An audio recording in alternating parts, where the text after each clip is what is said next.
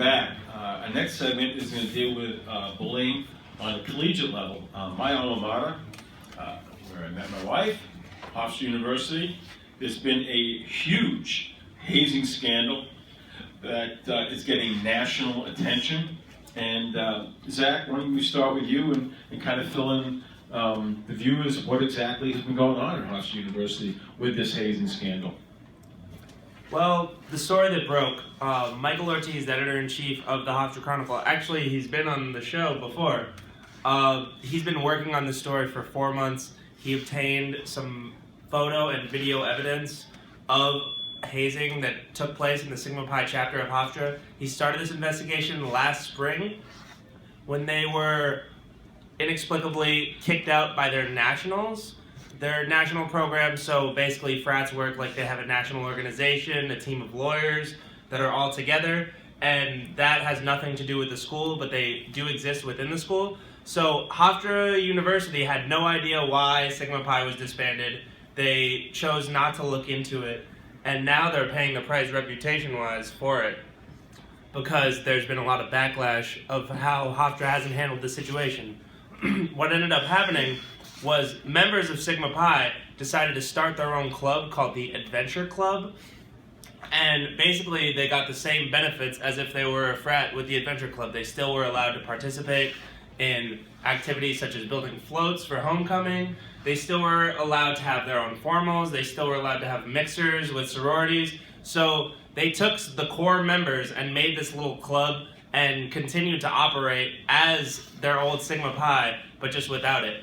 And this article that he released was an attempt to bring that to light and to show just how badly that people are treated in our own community. Unexpectedly, too. I actually know many of the people who are shown in these videos.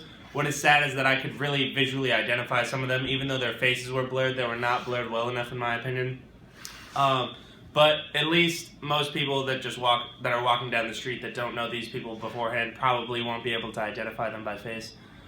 But if you haven't seen the footage, it's everywhere. You can find it on Total Frat Move. You can find it on the Chronicle site. You can even find it on Newsday. It's going national and international because the evidence is so graphic and shocking. And one of the things is the person who accounted for this evidence and gave it to the source, the main source, his name's Syed Mehdi, and he is a Hofstra student who's from Connecticut, and he was actually expelled right after he gave these results to their national program. He was expelled for, I think it said, inappropriate touching of a girl's buttocks in the article. I'm pretty sure that's exactly how it was quoted. So the source is a little bit sketchy. So Michael, the editor-in-chief, has been getting a lot of backlash for releasing the story and for having only one real credible source. But with the evidence that he has, I think that it was paramount that he released this story. He did a really good job of not putting in any opinion. It was only facts stated and allegations.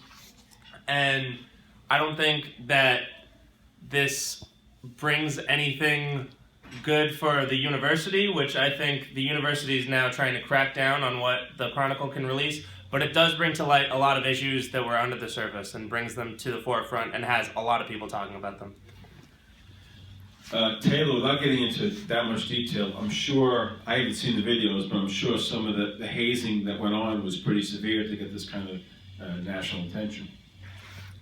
For sure. I mean, any type of hazing that puts the pledges in physical or emotional harm it should be unheard of. It should be absurd. They're your brothers. They're going to be your new brothers. To demean somebody in such a way is not brotherhood. It's building yourself up, in a sense, and breaking someone down. And the idea behind it is, and it's far out there, it's that you break someone down to the lowest point and you see them there, and that makes you closer. But to build somebody up at their lowest point is what makes you closer. To break someone down there just makes you a lowlife.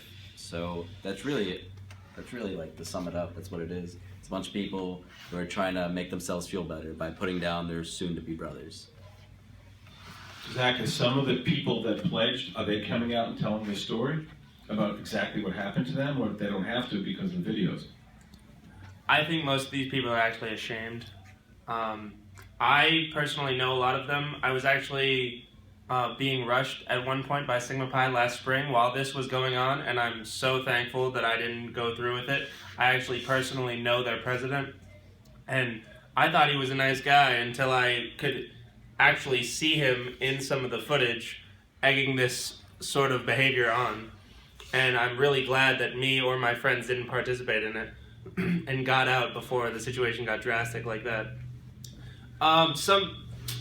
Some of these kids, I mean, with what happened to them, I can understand why they wouldn't speak out. People have been trying to get Michael Ortiz's attention through Facebook and trying to like get him, sort of rattle his cage, tagging him in posts, almost threatening him. He's received threats of people to sue him. He's going through it all, and he's trying to maintain a level head. He actually told me that he has more evidence, photos that he may be releasing in the future. So I'm staying tuned for that, and I'm waiting to see how this all unfolds, because so far there's all sorts of talk, all sorts of threats being made towards him, and it's really like the situation is so drastic right now. It's crazy.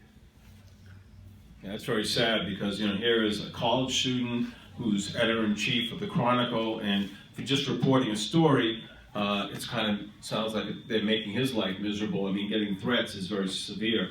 Taylor, now you're in a fraternity, and sometimes, sadly, when something like this goes on, they can paint a brush and try to foul all the fraternities under well, if one frat did, another frat do it. So what's the impact on the Greek community in at Hofstra, and what are your other classmates feeling in the frat because of the scandal that's going on? So I feel the story brought the hazing to life, as in everybody knows that there's hazing that goes on, and people have this notion about it because frats are a popular subject and they're all over the country, internationally as well. So I believe when it comes down to it, the image of Greek life hasn't changed because people already have this notion, but it's now solid, it's concrete. People have photo evidence, and I think when it comes down to it, it doesn't paint all of Greek life under a bad picture, nor Hofstra, but it makes the whole Sigma Pi fraternity, because it's a national fraternity, and as Zach mentioned, their headquarters are people that joined that fraternity when they were younger, because fraternities are supposed to stand for a base notion. When you see something like that, the question becomes, what do they stand for? If that's their brotherhood and that's the message and now that's out there, what are these kids grouping together for? Are they just partying? Because if so, they're not spreading any positive message, nor their credo, nor their motto. So a scandal like this, I don't even compare my fraternity to that. Because, for instance, my fraternity, we have a 5-week pledging, but we're not hazing. Hazing isn't a part of pledging. Pledging is getting to know the fraternity and getting to know the brothers. Hazing is just being, like I said earlier, a little bit. Yeah, it's very severe. Now, from what you know, how much do you think the hazing was physical and how much do you think it was mental? Well, I know that hazing for fraternities is more physical, whereas hazing for sororities is more mental. I know a few girls who have joined sororities who have been my friends since freshman year at Hofstra, who've told me some things about their hazing. They're told that they're lowlifes, that they're scum, that they're nothing, that they're ugly, everything that's under the sun to make them feel bad and to hurt them and to make them cry. And I've heard stories of girls coming home crying every night about their sororities. And at the back of their mind, they're just supposed to know that this is those girls' way of eventually building them up. They have to know that. Otherwise, it just sends you into a spiraling depression. With the guys, without being too graphic, they were throwing hot sauce at each other. If you haven't seen the video, I encourage you to go see it. It's on the Hofstra Chronicle website as well as their Facebook. It depicts people chugging gallons of milk and being forced to throw up on each other. It's just absolutely gruesome. And so physically is what's mostly shown. Another picture shown was of the smallest pledge in the Sigma Pi class being trapped in a cage that was for like a dog, a small dog cage that he could barely fit in, and it just looks torturous. And in the picture you can see all sorts of people with their phones out, snapping pictures of it. There's at least 4 phones taking pictures at that moment. And that just shows you that, ha ha, like it's very funny, but this is demeaning and cruel to this person, and that's not what brothers do. Just sickening to listen to this, and